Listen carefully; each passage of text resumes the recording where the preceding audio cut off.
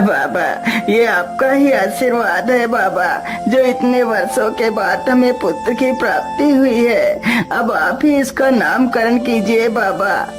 हाँ हाँ बेटा, क्यों नहीं, आप अपने पुत्र को मुझे दीजिए। साधु जैसे ही उस बच्चे को अपनी गोद में लेता है तो देखता है उसके दाहिने हाथ पर एक नीले रंग का चिन्ह बना हुआ है जो राजयोग को दर्शाता है। साधु उस बच्चे के ऊपर उस चिन्ह को देखकर हैरान रह जाता है। क्या बात है बाबा, आप इतना परेशान क्यों लग रहे हैं?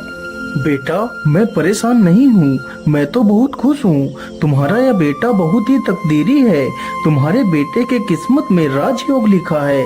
हाँ बाबा, मैं कुछ समझा नहीं, आप क्या कहना चाह रहे हैं बाबा? बेटा, तुम्हारा यह पुत्र राजा बनेगा। ये 14 वर्ष की आयु में ही इस राज्य की राजकुमारी से विवाह कर राजा बन जाएगा। साधु की यह बात सुनकर हरिया बहुत खुश हो जाता है। इसी प्रकार कुछ दिन गुजर जाते हैं। और तेज, शिकार बस कुछ ही दूर पर है। राजा हिरन के पीछे भागते भागते काफी दूर निकल जाता है, लेकिन हिरन राजा के हाथ नहीं लगता। ओहो, सत्यानाश हो तेरा, भागते भागते इतनी दूर निकल आया, लेकिन हिरन तो हाथ लगा ही नहीं। और प्यास भी इतनी जोर की लगी है। आसपास तो कोई नदी और तालाब भी नहीं है। मुझे लगता है इस ओर कोई गांव नजदीक ही पड़ेगा। चलो इस ओर ही चलता हूँ।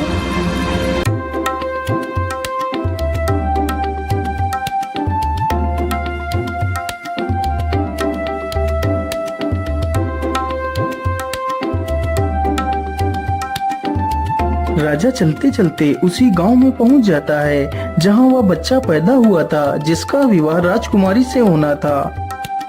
अरे बाबा, सुनिए जरा, मुझे बहुत जोर की प्यास लगी है। कृपा कर आप मुझे थोड़ा सा पानी पिला दीजिए। हाँ हाँ बेटा, क्यों नहीं, तुम यहीं रुको, मैं अभी तुम्हारे लिए पानी लेकर आता हूँ। वो बूढ़ा व्यक्ति अंदर जाता है और राजा को पानी का घड़ा लाकर दे देता है। फिर वह राजा पानी पी लेता है। अरे बाबा, ये इतने सारे लोग इकट्ठे होकर कहाँ जा रहे हैं? अरे बेटा, ये सारे लोग हरिया के घर जा रहे हैं। उसके घर एक बहुत ही तकदीरी पुत्र पैदा हुआ है। उसकी भविष्यवाणी साधु बाबा ने की है। लेकिन बाबा, उस साधु ने ऐसी क्या भविष्यवाणी की है जो ये सारे लोग उसके पुत्र को देखने के लिए जा रहे हैं? बेटा, साधु बाबा ने बताया था कि जब हरिया का बेटा 14 वर्ष का हो जाएगा तो उसका विवाह इस राज्य के राजा की पुत्री के साथ होगा और उसका पुत्र इस राज्य का राजा बनेगा। उस बूढ़े व्यक्ति की यह बात सुनकर राजा को बहुत गुस्सा आया कि आखिर एक किसान का बेटा उसकी पुत्री से विवाह कैसे कर सकता है। अरे नहीं नहीं, मैं ऐसा किसी भी हालत में नहीं होने दे सकता। मुझे कुछ ना कुछ तो करना ही होगा।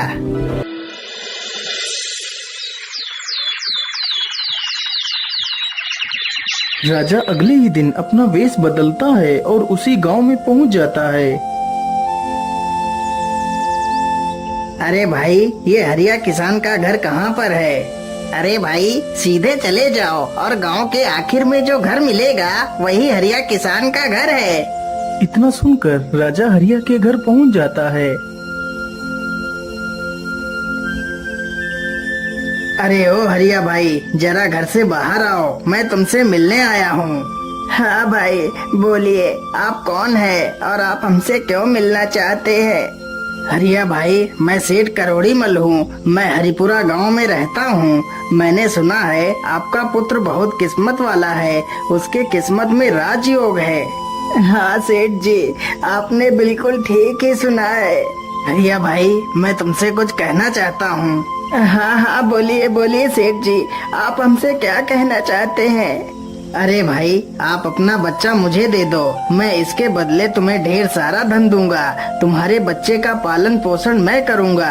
लेकिन सेठ जी, मैं अपना बच्चा आपको नहीं दे सकती। अरे हरिया भाई, जरा सोच लो, मैं इसे यहाँ लेने आया हूँ। इसमें ईश्वर की ही मर्जी है कि आपके बच्चे का पालन पोषण एक अच्छी जगह पर हो। तुम सोचो, तुम एक मामूली से किसान हो, तुम इसका पालन पोषण ठीक ढंग से नहीं कर सकते। हाँ हाँ भाग्यवान, सेठ जी एकदम ठीक कहते हैं। हम इस बच्चे का पालन पोषण नहीं कर सकते। हो सकता है इसमें ईश्वर की ही मर्जी हो कि इसका पालन पोषण एक अच्छी जगह हो। ठीक है सेठ जी, मैं अपना बच्चा आपको दे दूंगी, लेकिन जब मेरा बच्चा 14 वर्ष का हो जाएगा तो तुम मेरे बच्चे को वापस कर देना। हाँ हाँ ठीक है, 14 वर्ष के बाद मैं तुम्हारा बच्चा तुम्हें वापस कर दूंगा। इतना कहकर वह राजा बच्चे को ले लेता है और वहाँ से चला जाता है।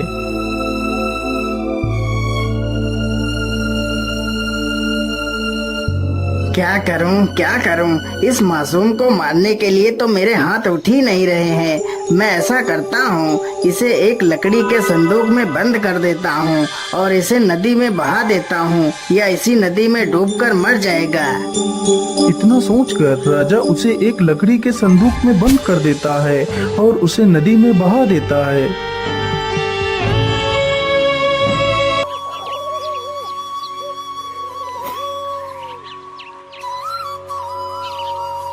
ओम सूर्य देवाय नमः।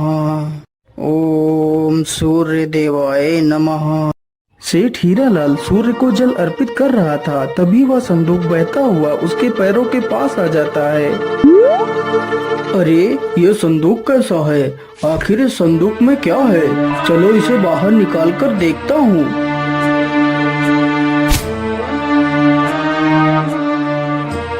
अरे ये क्या? इसमें तो एक बच्चा है, लेकिन यह बच्चा तो कितना सुंदर है। हे प्रभु, लगता है आपने मेरी सुन ली। मेरी पत्नी कब से पुत्र की कामना कर रही थी और आज आपने उसे भी पूरा कर दिया। सेठ जल्दी से उस बच्चे को उठाकर अपने घर ले जाता है और अपनी पत्नी को सारी कहानी सुनाता है। हे प्रभु, आपका बहुत बहुत धन्यवाद जो आपने मेरी इस इच्छा को भी पूरा कर दिया। इसी प्रकार धीरे धीरे 14 वर्ष गुजर जाते हैं। सेठ ने उस लड़के का नाम सूरज रखा। सूरज अब पूरे 14 वर्ष का हो चुका था। वाह सूरज वाह, तुम तो कितने बुद्धिमान हो। सूरज की प्रशंसा गुरुजी कर रहे थे, तभी वहाँ से वही राजा गुजरता है जो किसी दूसरे राज्य में किसी जरूरी कार्य के लिए जा रहा था। अरे इतना सुंदर युवक मैंने आज तक नहीं देखा। आखिर यह किसका पुत्र है? वाह वाह, तुम तो वाकई में कितने बुद्धिमान हो। लेकिन तुम किसके पुत्र हो बेटा? मैं सेठ हीरालाल का पुत्र हूँ। अच्छा, ठीक है बेटा, जाओ जाओ, तुम अपना काम करो। इतना पूछकर राजा सेठ हरिदयाल के घर जाता है।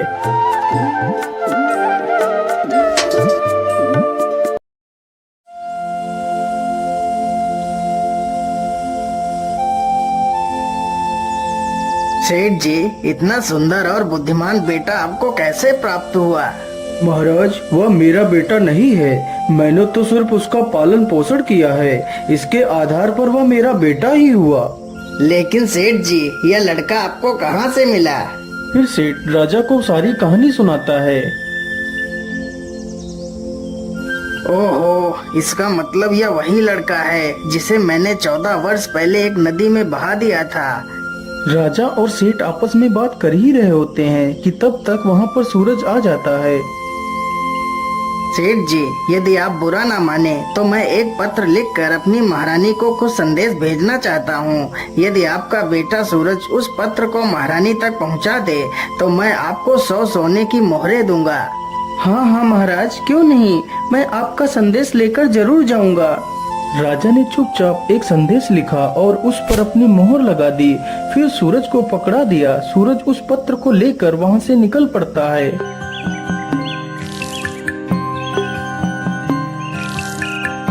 सूरज चलते चलते एक घने जंगल से गुजरता है तो वह अपना रास्ता भटक जाता है। अरे ये क्या, मैं चलते चलते इतना थक गया हूँ, लेकिन यह जंगल तो खत्म होने का नाम ही नहीं ले रहा है। कहीं मैं रास्ता तो नहीं भटक गया? अब तो जल्दी ही शाम भी होने वाली है। क्या करूँ, किधर जाऊँ? फिर सूरज आगे बढ़ता है। उसे चलते चलते जंगल में रात हो जाती है।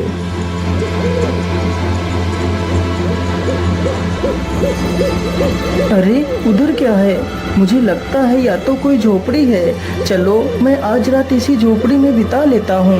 इतना सोचकर सूरज अपने घोड़े से नीचे उतरता है और झोपड़ी के अंदर चला जाता है।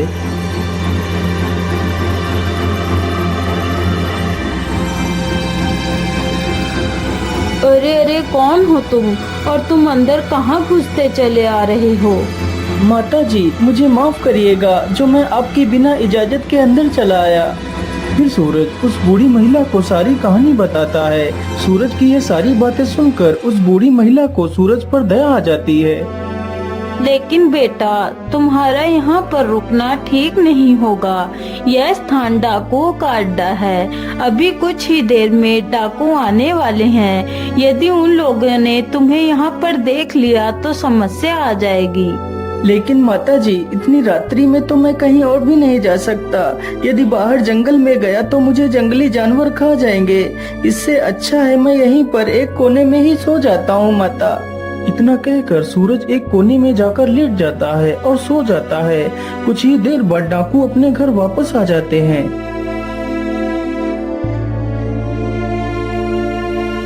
अरे यह कौन है जो इतना निडर होकर हमारे घर में सो रहा है? सरदार, यह सूरज है। बड़ा ही नेक दिल बच्चा है। फिर वह बूढ़ी महिला सारी कहानी उन डाकुओं को सुनाती है। उस डाकू ने जब यह बात सुनी तो उसे राजा की करतूतों पर संदेह हुआ। आखिर ऐसा क्या लिखा है इस संदेश में राजा ने? मुझे इस संदेश को खोलकर देखना ही होगा। वह डाकू जल्दी से उस संदेश को खोलकर देखता है। ये लड़का जैसे ही यह पत्र लेकर तुम्हारे पास पहुँचे तो इसे मरवा कर वहीं दूर कहीं दफना देना। ये कार्य मेरे आने से पहले हो जाना चाहिए। अरे राम राम राम, यह राजा तो कितना दुष्ट है। जिसके द्वारा चिट्ठी भिजवा रहा है उसी को मरवाने का आदेश भी दे रहा है। अरे नहीं नहीं, मुझे तो कुछ करना ही होगा। मुझे इस मासूम को बचाना ही होगा। इतना कहकर वह डाकू एक दूसरी चिट्ठी लिखकर उसकी चिट्ठी से बदल देता है। सुबह होने से पहले वह सारे डाकू वहां से चले जाते हैं।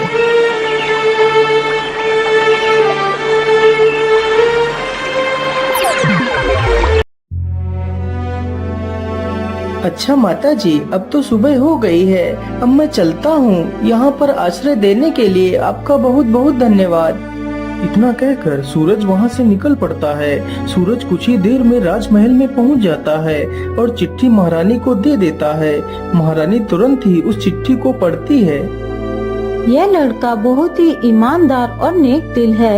यह हमारी राजकुमारी के लायक है। इसलिए मैं चाहता हूँ हमारी राजकुमारी का विवाह इसी के साथ हो। इसलिए तुम हमारी पुत्री का विवाह इसी के साथ कर दो। यह विवाह मेरे वापस आने से पहले हो जाना चाहिए। आखिर महाराज ऐसे कैसे किसी के साथ हमारी राजकुमारी का विवाह कर सकते हैं? लेकिन इस चिट्ठी पर तो महाराज की मोहर भी लगी है। इसका मतलब यह युवक सत्य कह रहा है। इतना सोचकर महारानी ने अपनी पुत्री का विवाह सूरज के साथ कर दिया। कुछ दिनों बाद जब राजा वापस लौट कर आया तो उसे पता चला कि उसकी पुत्री का विवाह उसी युवक के साथ हो गया है। यह सुनकर राजा गुस्से से आग बबूला हो गया। नहीं नहीं महारानी जी, ये तुमने क्या कर दिया? तुम जल्दी से जाओ और मुझे वह पत्र दिखाओ जो मैंने तुम्हें भेजा था। महारानी जल्दी से राजा को वह पत्र दिखाती है तो राजा पत्र में कुछ और ही लिखा पाता है। अरे सैनिकों, जल्दी से जाओ और सूरज को हमारे सामने पेश करो।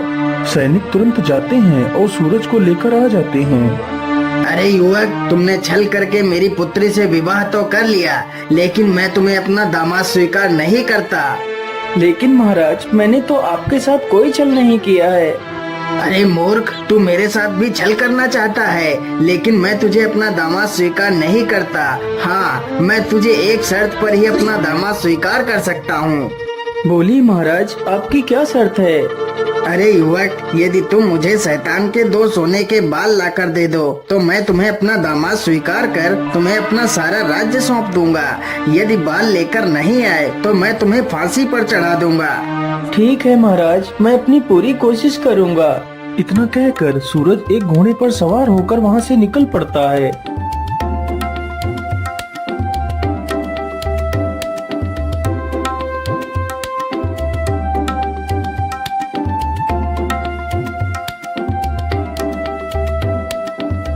वह चलते चलते एक दूसरे राज्य में पहुंचता है तो उसे वहीं पर रात हो जाती है।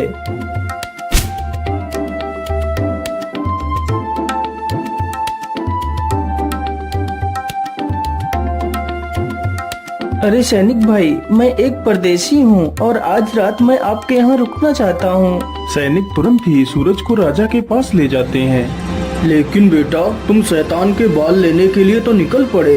क्या तुम्हें पता भी है वह शैतान कहाँ रहता है? महाराज, मैं सब कुछ जानता हूँ। अच्छा, यदि तुम सब कुछ जानते हो तो क्या तुम यह भी जानते हो कि हमारे राज्य का सबसे बड़ा कुआं सूख क्यों गया, जबकि उसमें सबसे मीठा पानी निकलता था? हाँ महाराज, मैं यह भी जानता हूँ कि आपका मीठे पानी का कुआं क्यों सूख गया है। तो फिर मुझे जल्दी से बताओ, वह कुआं क्यों सूख गया है? यदि तुमने मुझे उसके सूखने का कारण बता दिया तो मैं तुम्हें सोने चांदी से तौल दूंगा। लेकिन महाराज, मैं इसका जवाब आपको अभी नहीं दे सकता। मैं इसका जवाब वापस आकर दूंगा।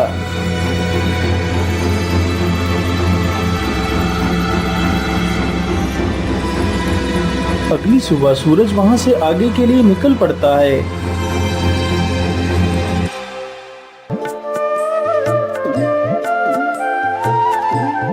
वह चलते चलते एक बड़ी सी नदी के पास पहुंचता है। ओहो, रास्ते में तो इतनी बड़ी नदी पड़ गई है, लेकिन मैं इसे पार कैसे करूं? तभी देखता है कि एक व्यक्ति नाव लेकर उसकी तरफ चला आ रहा है।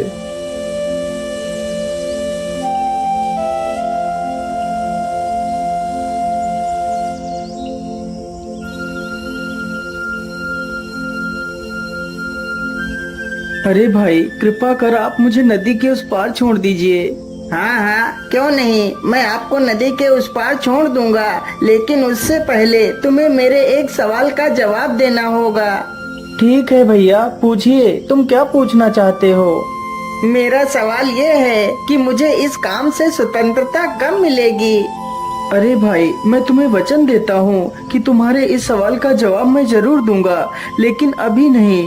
तुम्हें मेरे वापस आने तक इंतजार करना होगा। इतना सुनकर वह नाविक सूरज को नाव पर बिठा लेता है और उसे नदी पार करा देता है। वह जल्दी से नाव से नीचे उतरता है और वहां से चला जाता है।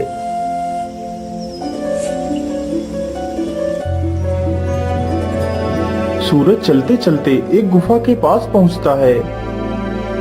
मुझे लगता है यह वही गुफा है जिसमें वह राक्षस रहता है। चलो इसके अंदर चलता हूँ।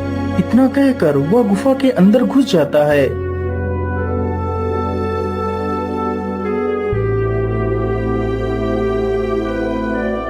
अरे, कौन हो तुम और तुम इस गुफा में क्या लेने आए हो?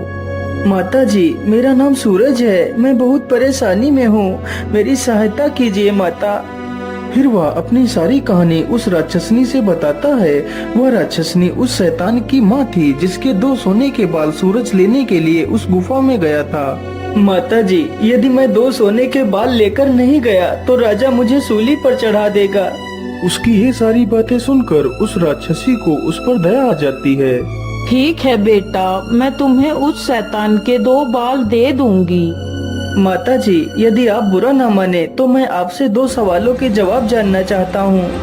ठीक है बेटा, पूछो, तुम मुझसे क्या पूछना चाहते हो? फिर सूरज वही दोनों सवाल पूछता है कि वह कुआं क्यों सूखा और उस नाविक को स्वतंत्रता कब मिलेगी। बेटा, इन सवालों के जवाब तो मैं भी नहीं दे सकती। इनके जवाब तुम्हें मेरा बेटा ही दे सकता है। तुम ऐसा करो, मैं तुम्हें एक चींटी बना देती हूँ और तुम यहीं कहीं पर छिप जाना। यदि मेरे बेटे ने तुम्हें देख लिया तो वह तुम्हें नुकसान भी पहुँचा सकता है। इतना कहकर वह बूढ़ी डायन उसे एक चींटी बना देती है। वह चींटी चुपचाप जाकर एक स्थान पर छिप जाती है। तभी कुछ ही देर में वह राक्षस भी आ जाता है। मनुष्य की दुर्गंध।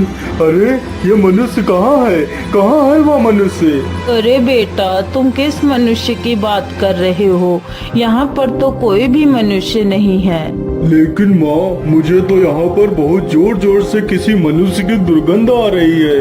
अरे बेटा, यहाँ पर कोई भी नहीं है। तुम मेरा विश्वास क्यों नहीं कर रहे हो? अच्छा ठीक है माँ, मैं आज बहुत थक गया हूँ। अब तो मैं सोने के लिए जा रहा हूँ। हाँ हाँ बेटा, थक तो आज मैं भी बहुत गई हूँ। चलो मैं भी थोड़ा सा सो लेती। इतना कहकर दोनों आराम करने लगते हैं। कुछ ही देर में राक्षस गहरी नींद में सो जाता है। मुझे लगता है अब ये गहरी नींद में सो गया है। अब यही अच्छा मौका है बाल उखाड़ने का। वह डायन जल्दी से शैतान का एक बाल उखाड़ लेती है। अरे माँ, ये तू क्या कर रही है? तू मेरे बाल क्यों उखाड़ रही है? अरे बेटा, मैं बहुत डर गई थी। मैंने बड़ा ही बुरा सपना देख लिया था। ओहो माँ, तूने ऐसा क्या सपना देख लिया जो तू इतना डर गई है? मैंने देखा कि उम्बल राज्य का एक कुआं जिसमें कुछ साल पहले बहुत मीठा पानी निकलता था, अब वही कुआं पूरी तरह से सूख गया है। आखिर ऐसा कैसे हो सकता है? अरे माँ, तो इसमें इतना परेशान होने की क्या जरूरत है? वह कुआं इसलिए सूखा है क्योंकि उसमें एक बड़ा सा पत्थर पड़ा है और उस पत्थर के नीचे एक बड़ा सा मेढक है। यदि उस मेढक को बाहर निकाल दिया जाए तो वह कुआं फिर से मीठे पानी से भर जाएगा। इतना कहकर वह शैतान फिर से सो जाता है। जब वह शैतान फिर से गहरी निद्रा में चला जाता है तो वह डायन फिर से उसका एक बाल उखाड़ लेती है। ओए हाय माँ, तूने तो मुझे मार ही डाला। अब तुझे क्या हुआ? अब तूने कौन सा सपना देख लिया? अब तो मैंने और भी बुरा सपना देखा। मैंने देखा कि झुंझुन नदी पर जो नाविक नाव चलाता है वह मुझसे पूछ रहा है कि मुझे मेरे इस कार्य से कब आजादी मिलेगी। अरे माँ, वह नाविक मूर्ख है। यदि वह अपना चप्पू किसी दूसरे आदमी के हाथ में थमा दे तो उसे इस कार्य से छुटकारा मिल जाएगा। लेकिन माँ, अब तू कोई दूसरा सपना मत देखना। इतना कहकर वह राक्षस फिर से सो जाता है। फिर वह डायन सूरज को वापस इंसान बना देती है। बेटा, ये लो वो सोने के बाल और तुम जल्दी से यहाँ से भाग जाओ। सूरज डायन का धन्यवाद करता है और वहाँ से चला जाता है। फिर वह उसी नाविक के पास पहुँचता है तो नाविक उसे नदी पार करा देता है। मेरे भाई, जिस दिन कोई व्यक्ति तुम्हारे इस चप्पू को खुद अपने हाथों में ले लेगा उसी दिन तुम इस कार्य से स्वतंत्र हो जाओगे। इतना कहकर सूरज अपने घोड़े पर बैठता है और वहाँ से निकल पड़ता है। सूरज चलते चलते कुछ ही देर में अंबल राज्य में पहुंच जाता है जहां उसे अपने दूसरे सवाल का जवाब देना था। महाराज, आपका कुआं फिर से मीठे पानी से भर सकता है। तो फिर जल्दी बताओ युवक, हम अपने कुएं को कैसे ठीक कर सकते हैं? महाराज, आपके कुएं में एक बड़ा सा पत्थर पड़ा है और उसी पत्थर के नीचे एक बड़ा सा मेढक है। यदि उस मेढक को बाहर निकाल दिया जाए तो कुएं में पानी फिर से भर सकता है। राजा ने ऐसा ही किया। उसने उस बड़े मेढक को उस कुएं से बाहर निकलवा दिया। वाह सूरज वाह, तुम तो बहुत बुद्धिमान हो। मैं तुमसे बहुत प्रसन्न हुआ। आज यह कुआं फिर से मीठे पानी से भर गया, इसलिए मैं तुम्हें 1 कुंटल सोना इनाम में देता हूँ। फिर वह उस सोने को अपने घोड़े पर लादता है और राजमहल की तरफ निकल पड़ता है। वह जल्दी ही राजमहल पहुंच जाता है।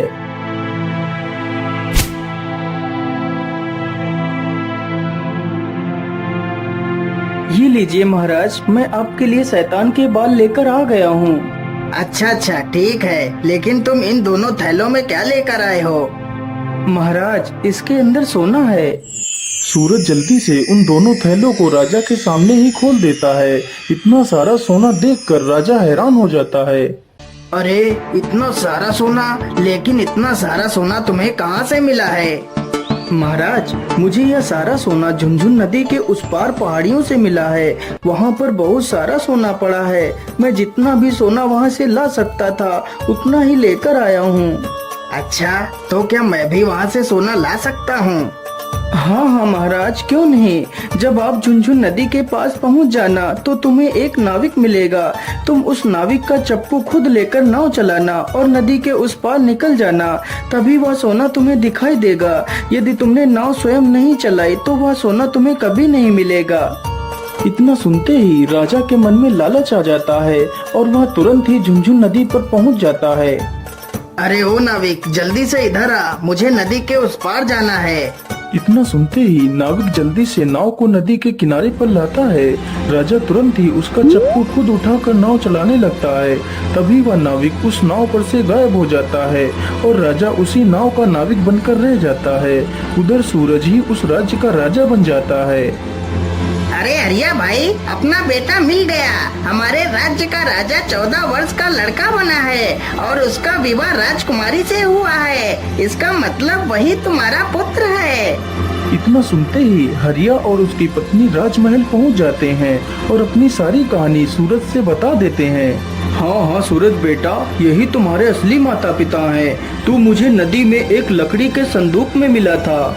इतना सुनकर सूरज अपने माता पिता को अपने गले से लगा लेता है और उस राज्य में ही राज करने लगता है।